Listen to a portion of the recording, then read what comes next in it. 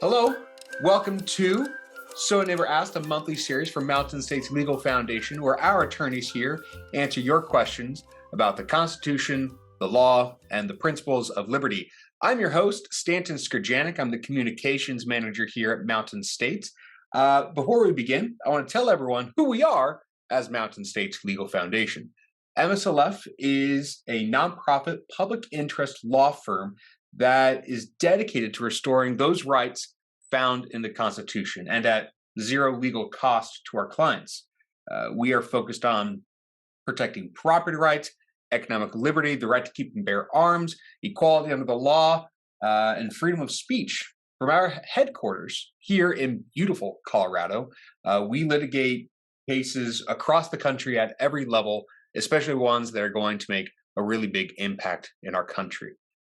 Today, I am joined by Mountain State's very own Will Trachman, our general counsel, and one of our attorneys, Kaitlyn Schiraldi. Hello, you two. How are you today? Hi. I'm good, Stan. How are you? I'm doing just fine. It's been a little bit, but how was your Passover and Easter? My Passover was great, and my family's Jewish. We ate unleavened bread for 8 days, but unfortunately, once again, my request for reparations from Egypt was denied. So besides that, it was terrific. I bet that would be a long-standing feud of reparations there. Kaitlyn, how was your Easter? I'm still suffering from the lingering effects of slavery. I'm going to keep away with a 9.5-foot pole on that one. Probably better. Easter was lovely here in Middle Tennessee. Great weather, can't complain. Oh yeah, I mean it's been a pretty good April here in the Midwest. I mean, I guess Tennessee's kind of south, but Nashville's Midwest-ish. Kind of. It's more southern, but our weather's the same, Stanton. But we're definitely more southern here. I was going to say I might get shot for calling Tennessee Midwest. I'm running into trouble there. For our viewers here online, we're going to be chatting here for about a half hour or so, but we will be able to get to a question and answer session. If you're here on Zoom with us, there's a little Q&A portal at the bottom. And if you're on Facebook, I'm tracking your comments here on the side. So if you want to ask your comments on Facebook, feel free to put it there. I may not get to all questions, and if you ask a really interesting one that I just can't fit it in properly, I want to say thank you anyway for your question. They mean a lot to us. Okay, let's get to our question. Will and Kaitlyn, so a neighbor asked, what are amicus briefs? What are these things, and how do they protect liberty? Do they protect liberty? Are they part of a grander scheme that we have? Will, you're our general counsel, so you helm our legal strategy. What are these things? What does amicus even mean? Yeah, great question. So in a typical lawsuit, you have two parties. You've got the plaintiff and the defendant. And generally in the cases that we're involved with, you've got an individual or a small group suing the government. And we bring a lot of those cases. And then other individuals or groups bring other cases that also vindicate constitutional rights. And so Mountain States isn't directly a party to those cases, but you are allowed to participate as an amicus. And that's just a fancy Latin word that means friend or friend of the court. So when you file a brief, you can file it on behalf of the individual, which is usually where we are.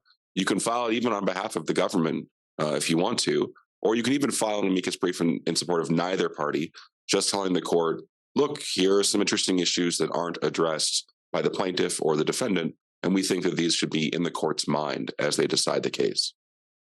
So it's really it's helping someone out, whether it's on one side or the other. It's trying to support some outcome. Okay, I get that. Friend, amicus, amicable. All right, I get that. That makes sense to me. So when we're talking about how we think of amicus, I've always heard it both ways. I don't know if there's a tech. I guess I'm getting into Latin here. This is all totally irrelevant. I was hoping you wouldn't ask that question about how it's pronounced. It's kind of tomato tomato. You can say amicus or amicus, and no one will judge you either way. I appreciate the rope here. I don't want to hang myself with it. Okay, so we have these amicus briefs. Do they all follow a similar approach, a same format, or do amicus briefs like they're just about saying these guys should win, these guys shouldn't? Where do they all say the same kind of thing generally? Well, no. In fact, oftentimes we make arguments that the parties don't make. So a party might be making an argument about the free exercise clause of the Constitution, for instance, and we might chime in and say those are important arguments for the court to decide. But actually, there's also a free speech issue here, and that happens with a lot of our cases involving culture wars. And of course, we'll talk more about the cake baking and the pronouns. Those sorts of cases, we don't emphasize the religious aspect so much as we emphasize the speech aspect, which we think adds value to the case, that the court ought to have more in mind than just what the parties are discussing. Yeah, First Amendment's a big thing. Okay, so that helps with that part. When do we decide that we want to write an amicus brief? When no, how do we even know what cases are out there that we should be helping people? Well, there are a lot of ways that you can find out about cases. So, lawyers use a database called Pacer, where you can get online and follow all of the filings for various cases. And you can set up alerts so that you hear when cases are appealed, or when various documents are filed in that case. And if you're interested in a particular case that you want to file an amicus brief on, you might go ahead and set up those notifications for yourself. Or Westlaw, which is essentially lawyers Google, where we go and we can search for cases and do research. You can also set up alerts there as well. So there are other, friends that we have in the liberty movement that will let us know about cases that they need support in, and that's a way that you can find out. And then, there are so many amicus briefs that you could file. You could have an entire shop devoted to purely amicus brief writing because there are so many cases that need our help. So we have to be kind of selective and make sure it fits within our practice areas before we file. What's that all about? Because I know I saw a figure recently that the number of amicus briefs in the last 10 years has like skyrocketed. What's that all about? I'm sure that's just there are a lot of friends in the industry that are letting each other know about when to file. For example, the Dobbs case, the most recent abortion case before the Supreme Court, I read some stat that there were over 140 amicus briefs for that particular case. And I don't know if that was at the cert stage or the merit stage, which we'll discuss later. But still, I think a lot of people are very heated about particular topics and then assemble and file amicus briefs. Yeah, absolutely. The Supreme Court, for instance, gets something like 7,000 requests a year to hear cases. And so if you want to distinguish your case and say this is a really important issue that you ought to take, one thing that you can do is ask your supporters, your friends, your network, who know that they're good writers and they can make good legal arguments, to file an amicus brief to demonstrate how important this issue is. Because if the Supreme Court sees your request and then 12 or 15 or more supporting amicus briefs saying this is a really important issue that you ought to get into and decide, that's a good indicator to the people who are reviewing those petitions. And remember, the Supreme Court has the decision to make decisions about what it decides. So it can say no to every case it declines to hear, essentially. So there's almost an attention grabbing strategy there with having more amicus briefs. Okay, Absolutely. That makes sense to me. This is a little bit of a side question. Do courts have to accept amicus briefs? Can anyone just offer it whenever they want, or are there rules governing amicus briefs? If you're filing, let's say in a at the state Supreme Court, you typically have to attach a motion for leave to file an amicus. So I think theoretically you could be denied the ability to file one. And I wanted to, off that point, I wanted to let people know that the Supreme Court is not the only court that takes amicus briefs. So you can file them in state Supreme Courts, federal district courts, circuit courts.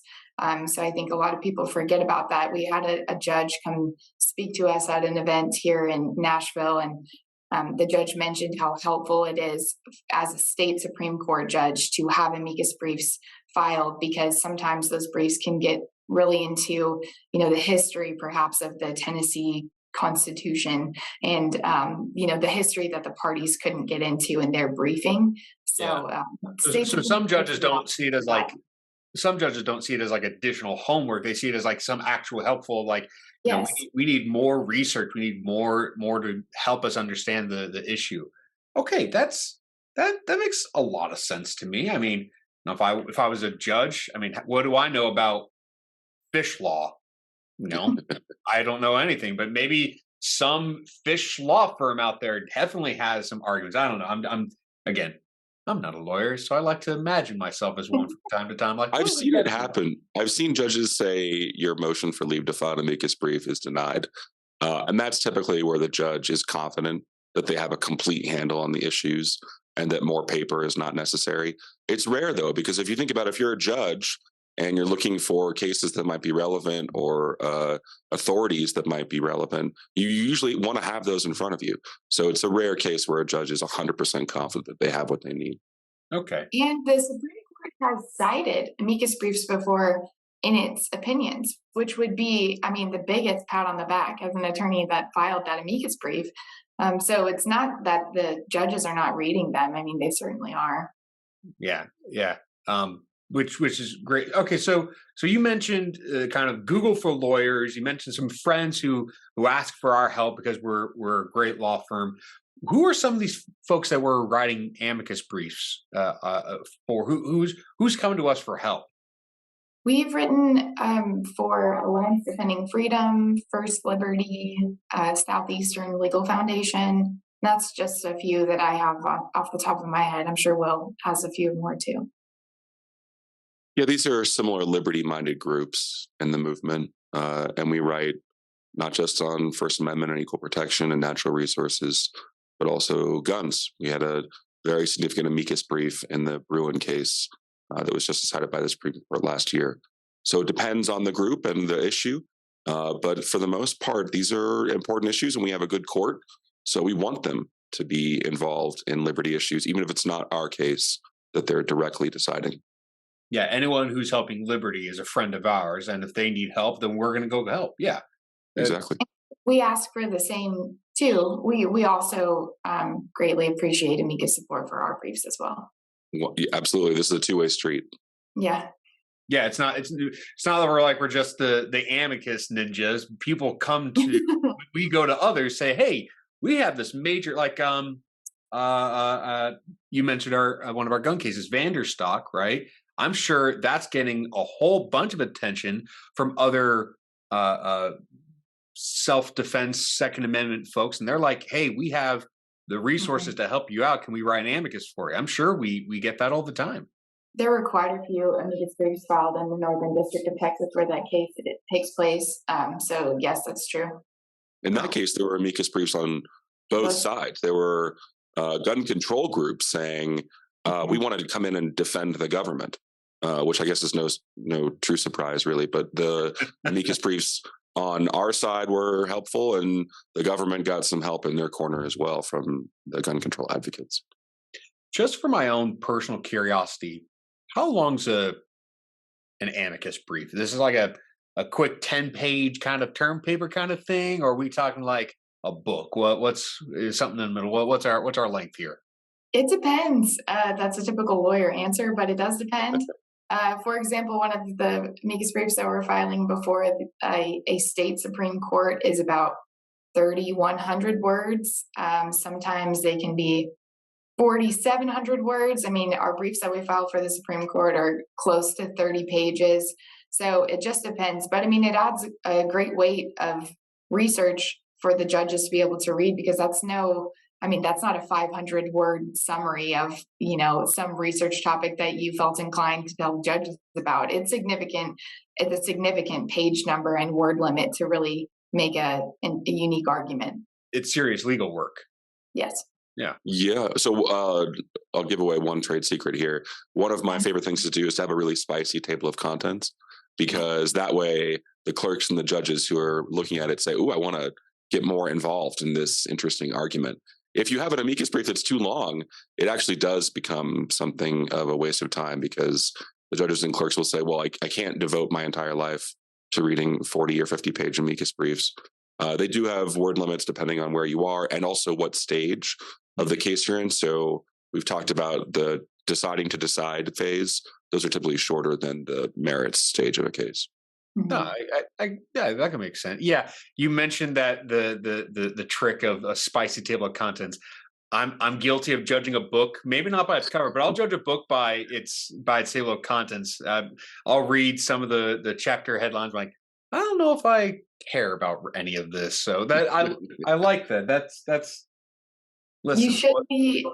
You should be able to glean the argument from the table of contents. Obviously, not the whole thing. That's why it's long. But to get the gist of it, you should be able to do that in a table of contents. And Kaitlyn, you would certainly know. You've been involved in a lot of our recent amicus work, doing a lot there. Can you shed some light on what it means to help our friends at kind of every level of the court, how that process works, what your approach is to that? Yes. So I'd love to talk to y'all about just a couple of briefs that we filed at in different courts. So as I mentioned before, we don't just file in the Supreme Court, we file in other courts. So for example, we filed one in a case called Tennessee versus the Department of Education, and that was in the Sixth Circuit. And we argued that the Department of Education's notice of interpretation that turned the definition of sex on its head and said that it encompassed sexual orientation and gender identity, violated various constitutional provisions such as the First Amendment, the Spending Clause, and also the Major Questions Doctrine. We also more recently filed a case called Texas versus Garland. This was in the Northern District of Texas. You may have seen our brief in a screenshot on Fox News when Representative Chip Roy was talking about it. If you didn't, I'm sure Mountain States will tweet about it at some point. But that case was about the quorum clause, where that clause in the United States Constitution mandates that Congress vote in person and not by proxy. So the Consolidations Appropriation Act of 2023 was invalid. That was our argument. We garnered some support by 10 senators. Sorry, what were you going to say, Stan? No, I was just asking. So something like Tennessee v. Department of Education and Texas v. Garland, right? No, one's about Title IX and redefinition of sex. The other's about a pretty old constitutional, kind of obscure clause. Were we offering arguments that were different than what other people were saying, or were we adding more weight to arguments already being made? Well, I guess it depends on how many briefs were already being filed and, what the party was saying in both of those cases. So you could be expanding upon something that the parties weren't able to completely dive into. Maybe you're the first amicus for that particular case, so your argument appears to be unique, but others will file the same thing. So Will knows more about the Department of Education and the arguments that we made in Tennessee versus the Department of Ed. So he might be able to talk about that case a little bit more. Well, that case involved the department issuing a notice of interpretation that basically all schools in the country had to follow. And then when they were sued about it, they said, that's just advisory. Nobody actually has to follow it. And so our brief made the point about how wrong the notice of interpretation was, just on the merits, based on our experience in Title IX and what we saw around the country, and also the speech implications. So argument was very merits-based, whereas the parties were arguing about standing and procedural issues. And so we were able to put a nice spin on that. In the Quorum Clause case, we represented people who were in the trenches during this period where the House allowed proxy voting, and where Speaker Pelosi was strategically using her caucus in order to get bills through the House without people being present, calling votes while members of the House of Representatives were on vacation. or campaigning, and not having to worry about the fact that they could always vote by proxy. So the parties there, the state of Texas and the government, they're advancing their own argument, but only mountain states advance the perspective of the actual legislators who saw the harms of proxy voting. Mhm. Okay, So that's the unique angle, that we have by representing people that aren't currently a party. yeah, so an amicus could make a very similar argument to the actual primary parties, but from a entirely different client perspective. So that could be unique onto its own. Okay. Do we have any other?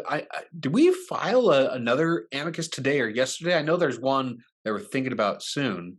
We're filing one today in the Colorado Supreme Court. So Masterpiece 3, poor Jack Phillips cannot stay out of the court. So we'll be filing that this afternoon. So that just goes to show that you don't have to only file in the Supreme Court. So we just mentioned a Colorado Supreme Court case. We just mentioned a federal district court case and a circuit court case. And those were all just in the past few months, maybe the past 2 months. So the Supreme Court amicus briefs are a whole different ball game. So there are, like we talked about before, certiorari stage amicus briefs and merit stage amicus briefs. So when we call it cert stage, that's just a shortened version of certiorari. But the cert stage amicus brief is just asking the court to take the case. So as Will mentioned, there are thousands of cases that are appealed to the Supreme Court, and asking the Supreme Court to take their case. And the cert stage is where we as amicus brief writers are saying, listen, you should take this case because there's a circuit court split, or this is a really interesting argument that the Supreme Court needs to resolve. Could you help a non-lawyer out here? I know we're talking about amicus briefs, but you just mentioned another, I'm assuming another Latin term, certiorari, right? What's a split circuit decision? Like help me out here. So let's say there are a few federal circuit courts, and let's say that a number of them they've split in their decision on a particular issue, where maybe the 9th and the 2nd agree on one particular issue, and the 5th and the 6th say the opposite. And these are appellate jurisdictions, right? These aren't limited to states. These have a much larger geographic footprint. These are federal appellate courts. So that drives a wedge as to what the law is on that particular issue, and you ask the Supreme Court to resolve it for everyone. That might be too much of a simplistic layman's terms. Will could probably do it much better, but that's what a circuit court split means. And so an amicus could say, hey, there's this split here between the appellate court based in Texas and the appellate court based in California, and this needs to be resolved. And you've got it. And only the big wigs at the Supreme Court can do that, right? Okay. So we have these amicus briefs at the certiorari stage, right? Cert. And then merits. I think I know what merits is, but what's a merits brief or merits argument? Yeah. So once the court has decided to take the case, then you're into the merits. So you're past what we're talking about as the deciding to decide phase, the certiorari phase. And then you want to add value, because the parties are going to make their arguments. They're limited to what they've already argued. They have to keep going with their arguments. And so in one recent merits case involving affirmative action, Mountain States filed on behalf of President Trump's former appointees in the Department of Education, saying affirmative action is unworkable. It needs to be reevaluated. And when you rule, you should strike it down in a really broad way that has amplifying effects, not just for admissions, but also for using race in financial aid, in allocating funds for student groups based on the race of those groups, for striking down affinity groups where people are excluded from clubs or memberships because of their race. And so our brief made the point that race isn't admissions is, striking down affirmative action admissions is good, but it's just the tip of the iceberg. I actually like how you put it there, because if you've got let's just say a specific individual, like a student who's trying to apply to a university and they get denied because of racial background, For that one student, what matters was their admissions, right? So it's much Yeah. more tailored and focused on that specific issue. But like you said, no, we see this as a parallel to much broader issue of government race-based programs on the whole. And so Exactly. while the students' lawyers are focused on one thing, an amicus can be much more broad and try and get the court to increase the scope for liberty. Yeah, for sure.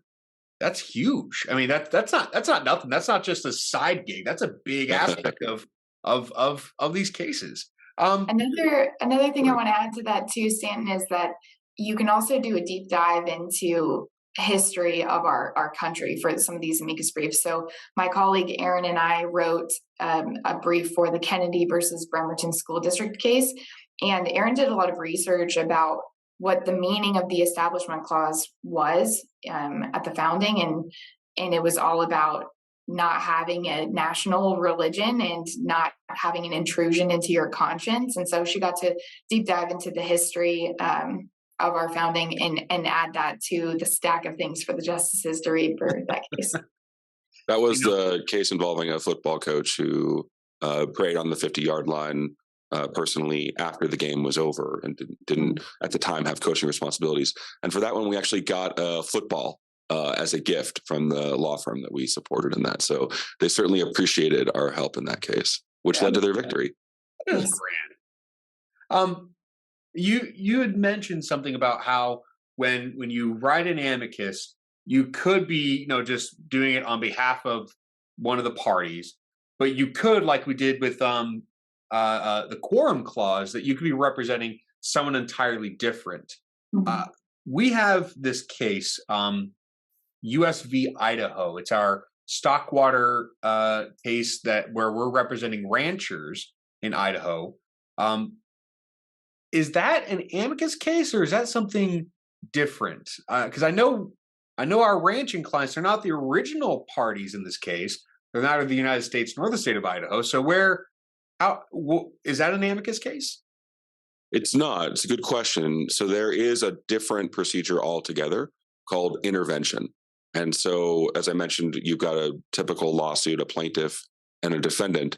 But if you have an interest in the outcome of that case, a direct personal interest, because maybe for instance, the environmentalist plaintiff is suing the government over a species, listed species, and you're the landowner that may or may not have the species on your property, then you can intervene in that case. And there are two types of intervention. It can be mandatory, it can be permissive.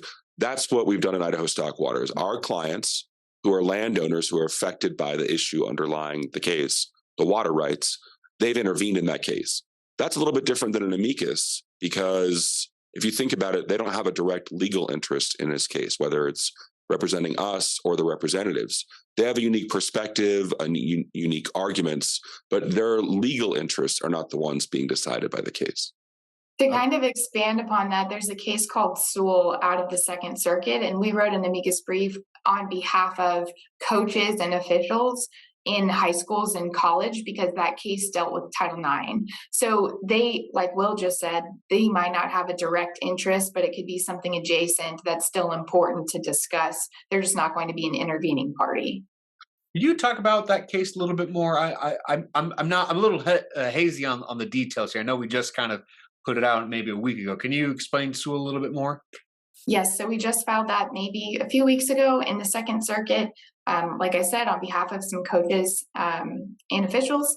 And we just discussed how Title IX, when it was originally enacted in 1972, that the term sex under Title IX meant biological sex, not a subjective notion of sex. And because of that, women have seen great successes in sports, and those successes don't stop when they graduate from high school or graduate from college. There are lots of statistics about how women are much more successful in the workplace after they've been on a team and they've had that type of environment. They've pushed themselves, they've won, they've competed, and how those things will greatly diminish if biological men are allowed to compete with biological women. And we just offered the coach's perspective as to what they see in the successes of the women that they've coached. Okay, that sounds like sounds very similar to some of our other Title IX work. That's kind of bonkers. The fact that we're still talking about that. Okay. Before I get to my next question, I just want to remind everyone who's online, watching live here. If you have a question, please do put it into the Q&A portal down at the bottom or into the comments here on Facebook. Okay, so a lot of good comes out of amicus work. A lot of help and support. I'm gonna ask kind of a devil's advocate question, kind of thing. Are amicus briefs, are these just kind of a side gig for a law firm of import like Mountain States? Like we're a premier law firm. Is this just kind of a side gig, or does this actually do something to help restore the rights in the Constitution? Well, it's definitely part and parcel of our litigation strategy. So we bring direct representation cases on behalf of the plaintiffs in these cases. And then we also intervene in cases like you mentioned, Idaho Stockwater. But we'll go to where the fight is. If there's a case that's before the Supreme Court or looks like it might get to the Supreme Court like Bruin, then we need to have a role in how that case is shaped, how it's argued, how it's decided, so that the Supreme Court rules broadly and that it has a watershed effect on our clients. So we may have a client that's at the trial court and may even be at the trial court for a long time, maybe years, while we go through motions and discovery. But if there's a Supreme Court case that touches on the rights of our clients, we need to be there. We need to have our voice in that case so that we can make sure that our clients are not just protected, but that their rights maybe expand during the course of the litigation. In the Harvard case, for instance, the bigger and the broader the Supreme Court rules on the use of race as a factor in government decision making, that could have downstream effects in our case against the FAA in Brigida, in our case against the Colorado Department of Corrections in Young. Those cases involve race where the government used race, not in the admissions context, but if the Supreme Court rules broadly enough, those decisions might impact our clients directly. Okay. So definitely not a side gig, definitely big major work, and definitely has widespread impact. It might be second or third degree effects, but it's still a big part of a larger movement and strategy to restore liberty. Okay. When I think of it, sorry, go ahead. Well, I would not say it's a side gig. It takes a lot of work to get these together and to formulate your arguments. And there's no way that the Supreme Court would have had 140 amicus briefs in Dobbs if it weren't for a lot of people that were concerned and cared about the issue. And, you might say, oh, we're just one amicus in the midst of many. But that's not always the case. There aren't always that many briefs for a particular case. So maybe what you write is actually read. That answers my question there. We've got a couple here there. So I'm gonna ask some of these. John is asking. You say there are two places where you can write amicus: the cert phase and the merits phase. Is there any other time that you can write amicus briefs? Like we mentioned before, in different courts. So if you followed a case all the way from its infancy up, you could potentially write an amicus brief at every stage. So it's not just at the cert and merit stage for that case. Okay. So it's not like, if you write a motion for, when we intervened in Idaho, could someone have written an amicus for us that we should be interveners? Is that a possibility? Is that something that can happen?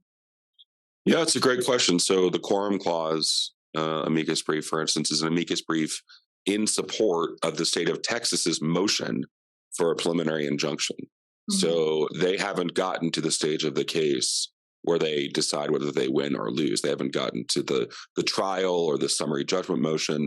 They're arguing right now that for the time being, it ought to be the omnibus bill of 2022 ought to be enjoined.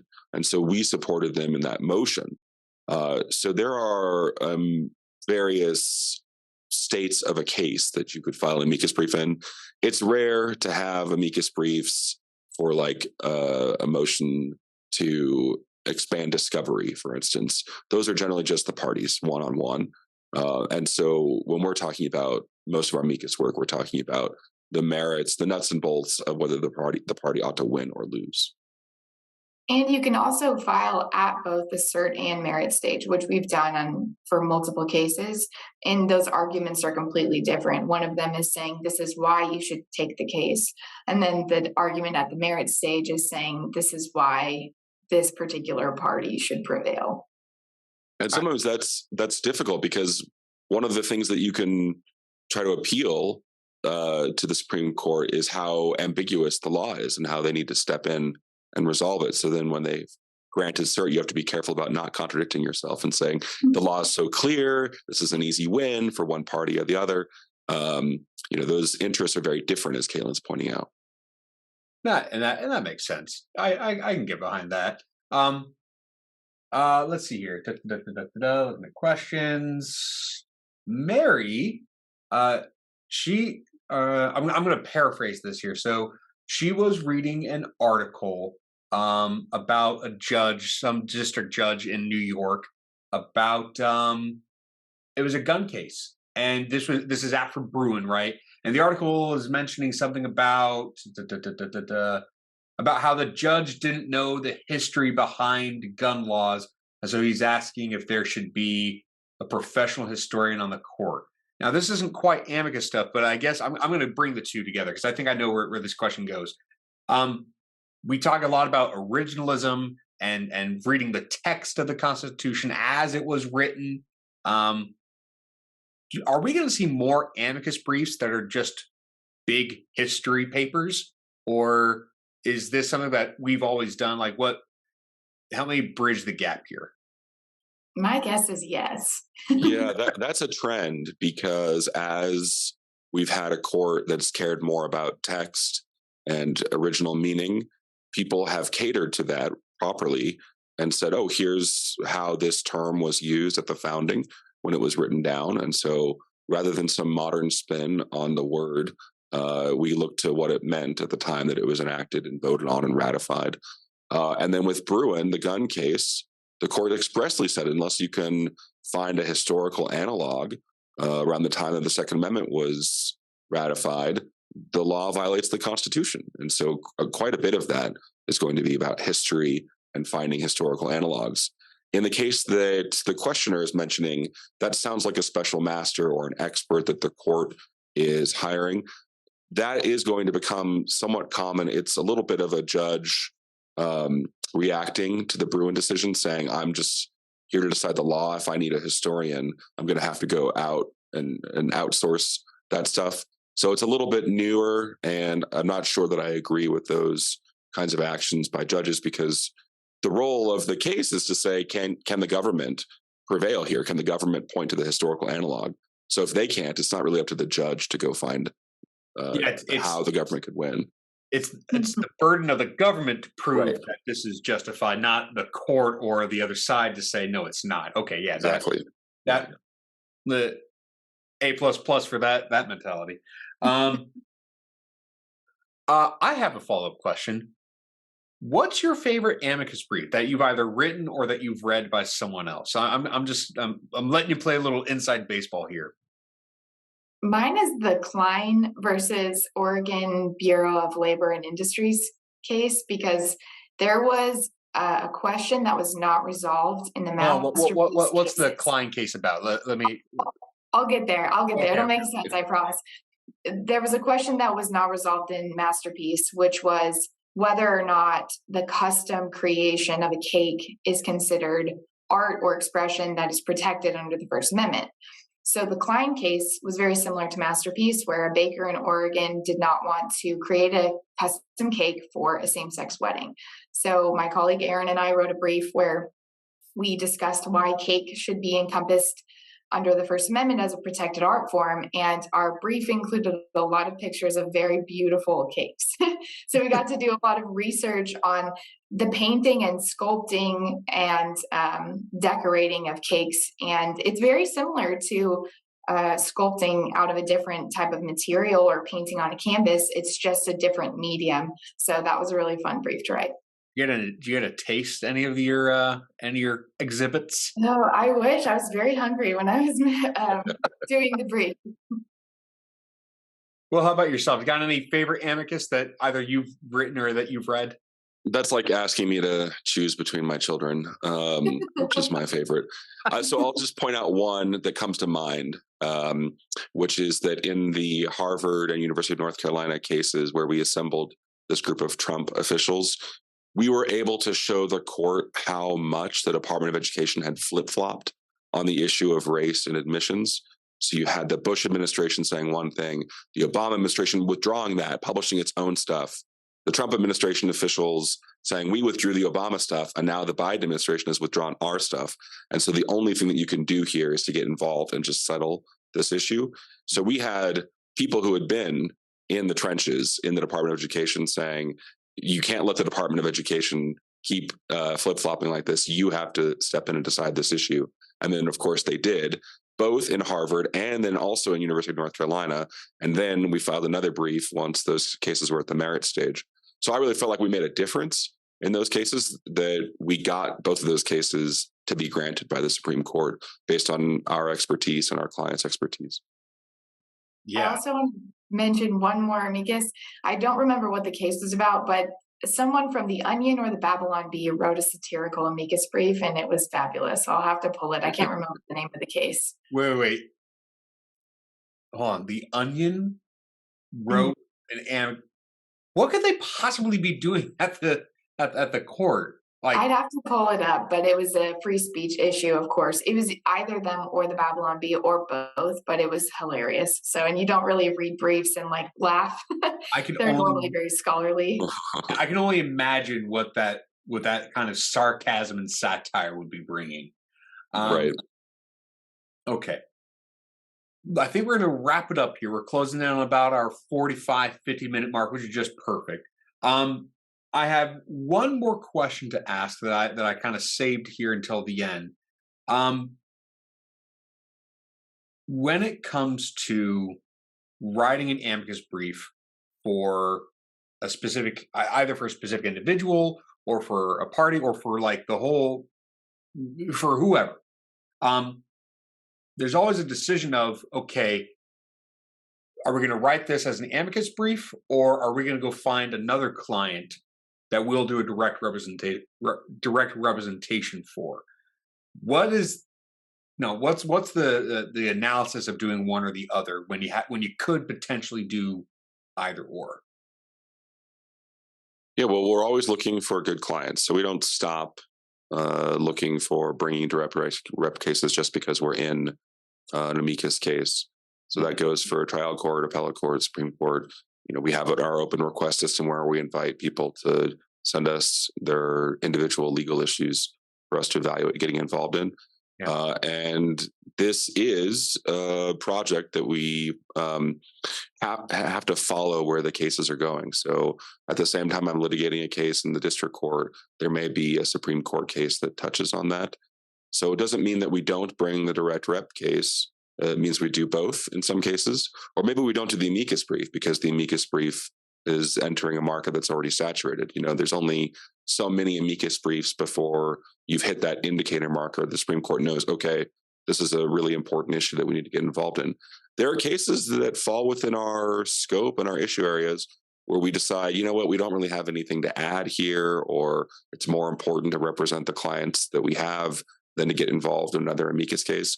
As Kaitlyn said, you can get amicus fatigue. You know, you're getting requests all the time for help in these cases. And of course, we want to be a good citizen. We're asking for amicus support in our cases like Solonex, where we're at the DC circuit. But you definitely have to draw a line, or you can spend all day working on these. Yeah. Yeah. Cause for all the cakes that you can take pictures of, or for all the other things you can do, sometimes it's, you got to say no sometimes to helping mow your friend's lawn. Okay. I think that answers all my question. I think we covered a lot of the viewer's question here.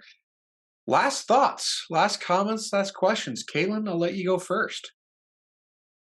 I guess I would say as a young lawyer, it's really been a pleasure to write amicus briefs because I think Will mentioned this earlier, but you don't have to have a client. You don't have to figure out issues of standing. It can be kind of an intellectual venture, if you will, an academic paper, if you will, sometimes.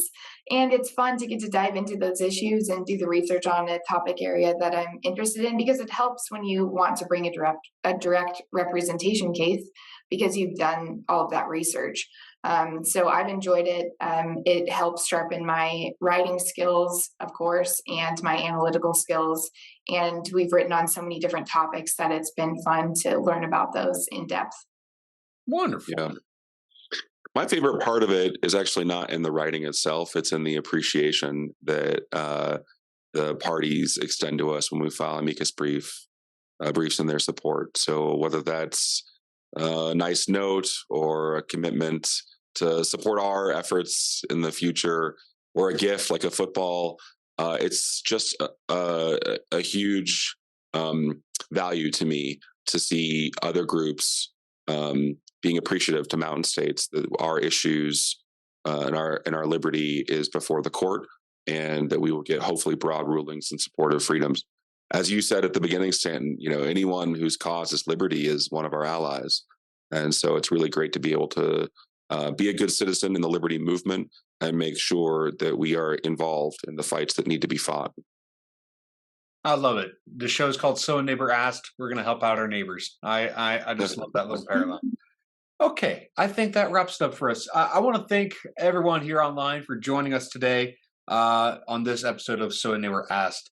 And I want to thank you both as well for being excellent attorneys, for fighting the good cause, and for going through the sludge of trying to research some old case law. I appreciate you both. Within a week, we will have this episode uploaded online on our YouTube channel, so you can get it there for your future viewing and share it with others. In the meantime, do keep up to date with us on our very important work, whether it's our direct representation or our amicus cases, at our website, mslegal.org. You can follow us at Twitter at MSLF, Instagram at Mountain States Legal, and of course on Facebook. Thank you all again so much for joining us. Thank you, Will and Kaitlyn, and we will see you all next month. Bye-bye.